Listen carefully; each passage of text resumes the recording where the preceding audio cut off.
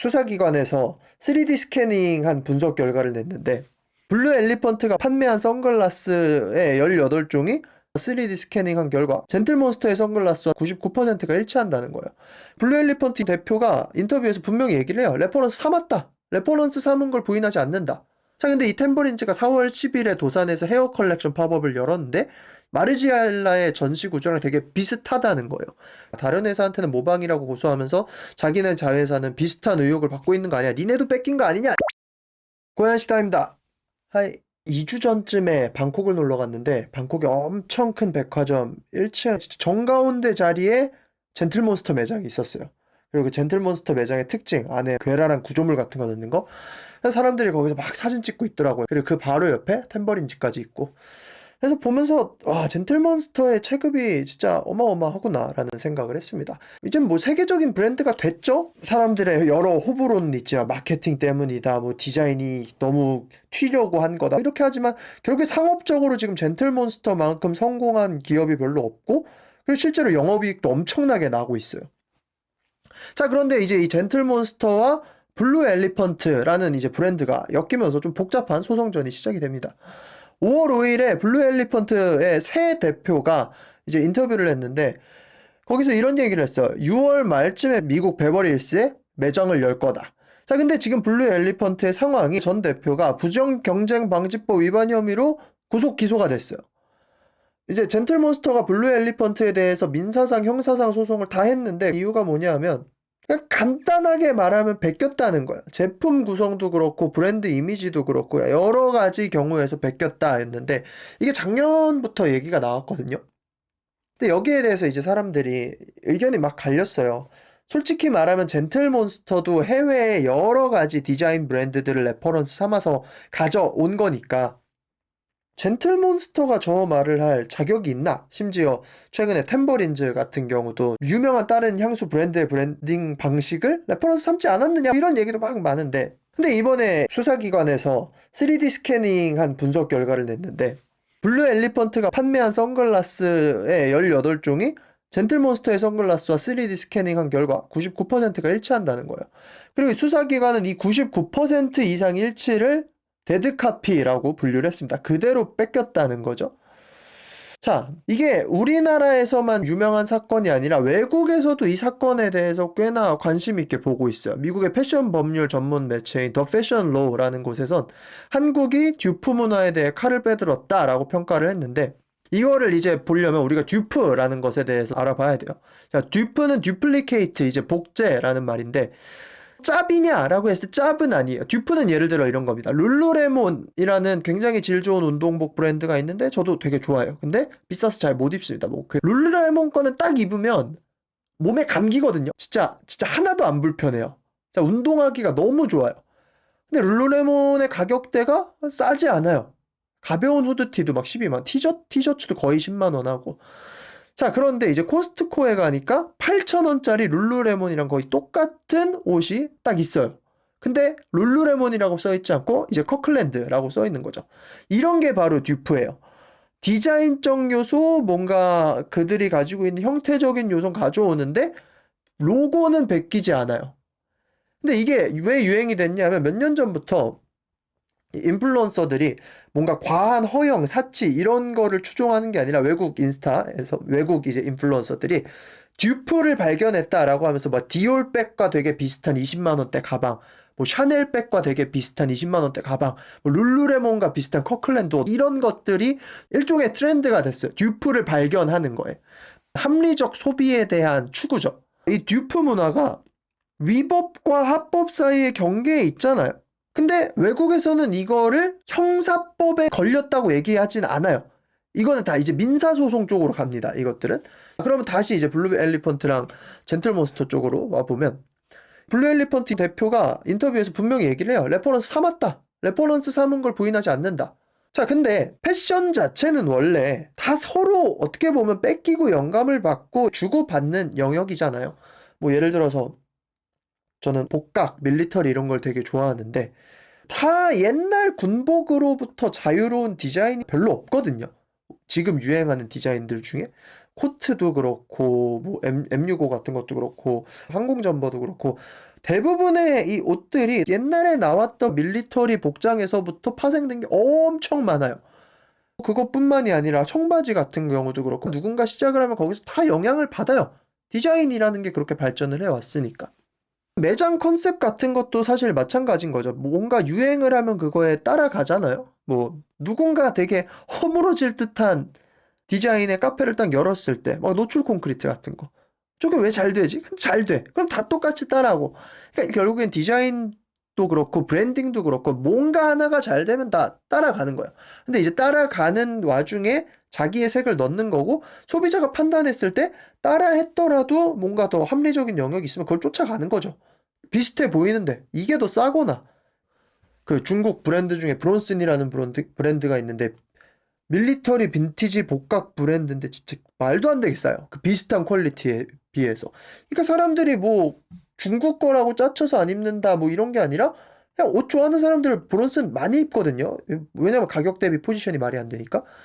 자, 결국에는 이제 소비자가 판단할 영역이라는 거예요. 근데 여기서 조금 더 파고 들어갔을 때 그럼 블루 엘리펀트의 영역도 그냥 그렇게 볼 수 있느냐? 블루 엘리펀트의 18종의 선글라스가 젠틀몬스터 제품과 99% 일치한다고 해요. 보통 밀리터리 브랜드를 복각을 하더라도 다 그 브랜드만의 해석이 들어갑니다. 뭔가 이걸 루즈하게 풀어내는지 핏하게 풀어내든지 원단을 어떤 걸 쓰든지. 근데 블루 엘리펀트의 18종이 젠틀몬스터 제품과 99% 일치한다는 거는 이거는 분위기를 따라하고 브랜딩을 따라한다는 것을 사실 넘어선 부분이죠. 제품 자체가 똑같은 거예요. 3D 스캐닝으로 1mm 오차 범위 안에서 일치한다는 겁니다. 이런 생각을 한번 해봐요. 코스트코가 룰루레몬의 듀프 제품을 만들었을 때 분명히 노리고 만들었을 거예요. 분명히 노리고 만들었을 텐데 근데 코스트코는 룰루레몬이 되고자 하지는 않아요. 코스트코가 룰루레몬과 비슷해 보이는 값싼 제품을 냈을 때 코스트코는 그냥 우리가 룰루레몬이 살 형편이 안 되는 코스트코의 회원들을 위해 비슷한 거를 싸게 만든다라는 그 명확한 자기 포지션이 있어요. 왜냐면 코스트코가 가지고 있는 브랜딩과 이런 게 룰루레몬과 전혀 다르잖아. 아예 다르잖아요. 근데 블루 엘리펀트는 사실상 젠틀몬스터의 브랜딩과 디스플레이를 거의 베꼈어요. 이거는 뭐 대표도 이야기하는 거고 이걸 좀 멋있게 말하면 그러니까 레퍼런스 삼았다라는 거죠. 젠틀몬스터의 이 세계관 형성이 굉장히 대단하잖아요. 누군가는 이게 마케팅 빨이다라고 얘기는 하지만 각 매장에 들어가 보면 어떤 매장이든 간에 젠틀몬스터 매장에는 말도 안 되게 화려한 오브제가 있고 그리고 그 오브제가 시선을 확 끌어당기죠. 그리고 디스플레이 해놓는 방식도 굉장히 차가운 그런 방식, 미래적이고 이런 거를 딱 느껴지게 해요. 근데 블루 엘리펀트가 젠틀몬스터의 매장을 되게 비슷하게 따라한 것들도 많단 말이에요. 성수 매장 같은 경우도 블루 엘리펀트 매장을 들어갔을 때 젠틀몬스터 매장이 생각난다는 사람들도 굉장히 많고 근데 사실 여기까지는 짜쳐 보인다라고 이야기할 수는 있어도 이게 법적으로 문제가 된다라고 이야기하기는 되게 애매해요. 그런 생각을 해봅니다. 만약에 블루 엘리펀트가 젠틀몬스터 같은 방식을 차용하더라도 뭐 젠틀몬스터의 매장 안에 있는 똑같은 오브제를 갖다 놓진 않을 거 아니에요.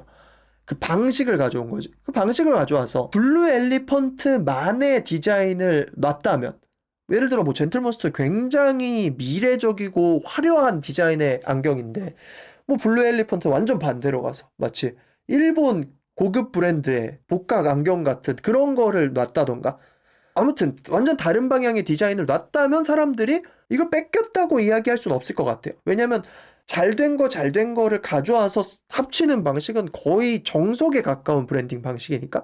근데 블루 엘리펀트는 젠틀몬스터 같은 매장을 만들고 젠틀몬스터 안경을 99% 카피한 제품을 진열을 했어요. 그럼 결국엔 블루 엘리펀트가 타겟팅하는 방향은 뭐냐면 젠틀몬스터 같은데 젠틀몬스터보다 싸게 파는 회사인 거예요. 젠틀몬스터도 처음에는 디자이너가 없는 회사였대요. 블루 엘리펀트도 디자이너가 없다라는 걸로 지금 좀 화제가 되고 있거든요. 근데 젠틀몬스터는 막 하다가 망할 것 같으니까 협업하던 타투이스트가 제품이 별로 안 예쁘다라고 해서 디자인 쪽에 돈을 엄청 쏟아가지고 자기만의 디자인을 막 발표했어요. 뭐 2014년에는 350개의 디자인을 발표했대요. 그러니까 양으로 간 거고 그 중에는 진짜 젠틀몬스터 스타일의 진짜 괴랄한 디자인들이 있어. 이걸 밖에서 누가 써 하는 그런 디자인들. 근데 블루 엘리펀트는 젠틀몬스터가 지금까지 올라온 길을 거의 그대로 오면서 따라온 거죠. 그러니까 후발주자가 할 수 있는 가장 빠른 지점으로 간 거예요. 젠틀몬스터의 안경 가격대는 보통 30, 30만원대고 블루 엘리펀트의 가격은 심지어 10만원 언더예요. 전부 다. 그리고 블루 엘리펀트는 고소를 당한 후에, 그러니까 2026년에 들어서야 19명 규모의 디자인 랩을 신설했다고 이번에 발표를 했습니다. 7년 동안 디자이너 없이 운영하다가 이번에 만든 거죠. 그러니까 이게 좀 애매해요. 여기서 이제 한국이 집중되는 이유가 하나 있는데, 미국 같은 경우는요, 이 디자인 특허를 등록하고, 뭐 트레이드 드레스, 뭐 상업적인 이 우리의 영역, 이런 거를 등록을 해놔도 형사고소까지는 절대 안 간대요. 민사 영역에서 다 끝나요. 근데 한국은 이게 징역까지가 갈 수 있는 거예요. 징역까지. 그러니까 미국은 디자인 등록을 했든 안 했든 민사의 영역이고, 한국은 디자인 등록을 해놨든 안 했든 형사 영역으로 갈 수가 있다라는 거예요. 형사라는 거는 감옥에 간다는 거죠. 이제 더 패션로라는 곳에서 비중 있게 다룬 이유가 정확히 이건데, 더 패션로가 학고 언론이 아니라 뉴욕타임스 같은 매체들이 법률 사안 인용할 때도 쓰는 그런 매체래요. 자, 여기서 When Copying Crosses the Line 이라는 제목으로 기사를 냈는데, 베끼기가 선을 넘을 때라는 거예요, 이 뜻이. 그럼 부제가 뭐냐? 한국이 듀프의 칼을 빼들었다.